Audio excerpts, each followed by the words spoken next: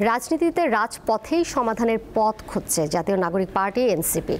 নির্বাচনী প্রতীক ইস্যুতে দলটির কাছে এটি এখন সমাধানের পথ। এনসিপির নেতারা জানান, কোনো আইনেই শাপলা পেতে তাদের বাধা নেই, যত বাধা নির্বাচন কমিশনের সদিচ্ছা। তাই আদালতে নয়, তারা রাজনৈতিক কর্মসূচির পথে হাঁটবেন। 2024-এর সরকার বিরোধী আন্দোলনের সামনে থেকে নেতৃত্ব দেওয়া তরুণদের নিয়ে গঠিত জাতীয় নাগরিক পার্টি এনসিপি নিবন্ধনের জন্য দলটি শুরু থেকেই শাপলা প্রতীক চেয়ে আসছে।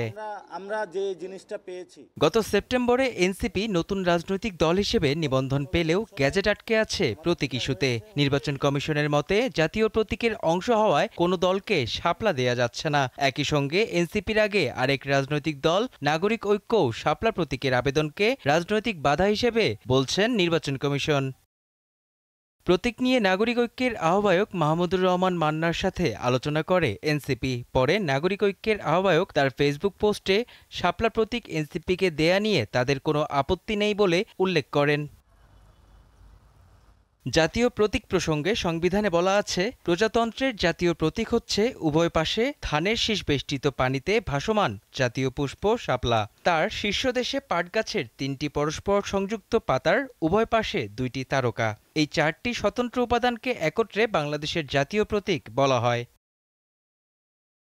নির্বাচন কমিশন আগেই জাতীয় প্রতীকের 2টি উপাদান বিএনপিকে ধানের শীষ এবং বাংলাদেশের সমাজতান্ত্রিক দল জেএসডি-কে তারা প্রতীক হিসেবে বরাদ্দ দিয়েছে।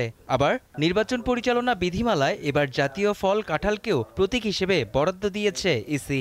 ঠিক এখানেই নিজেদের পক্ষে যুক্তি দিচ্ছে এনসিপি।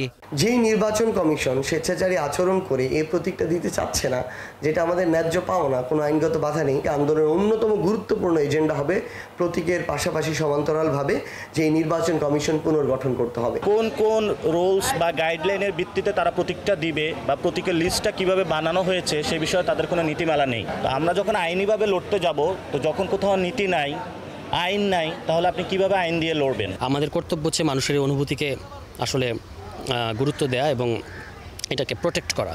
তো সেই কারণে আমরা আসলে শাপলা কেন্দ্রিক আমাদের হয়তো কিছু কর্মসূচিতে যেতে হবে।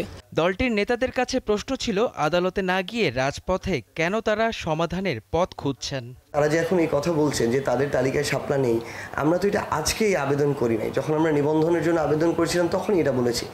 এরপরে কিন্তু তারা এই তালিকার আপডেট করেছে, তারা চাইলেই এখানে ইনপুট করতে পারতো। আমরা আশা করি যে নির্বাচন কমিশন অত দ্রুত সময়ের মধ্যে এই নিবন্ধন প্রক্রিয়া শেষ করে আমাদের হাতে নিবন্ধন যে আমরা পেয়েছি সেটা তুলে দেবে এবং অবশ্যই সেখানে আমরা শাপলা প্রতীক চাই। আমরা শাপলার ব্যাপারে যেহেতু কমিশন কোনো সুস্পষ্ট আইনি এবং যৌক্তিক কোনো ব্যাখ্যা দিতে পারছে না, ফলে আমরা আমাদের আগের সিদ্ধান্তে আছি যে শাপলা ছাড়া আমরা হয়তো ইলেকশনে যাব না বা নির্বাচন বা নিবন্ধন নেব না। এ অবস্থায় নির্বাচন কমিশন বলছে এনসিপির শাপলা প্রতীক বিষয়ে শিগগিরই সিদ্ধান্ত চূড়ান্ত করবে তারা।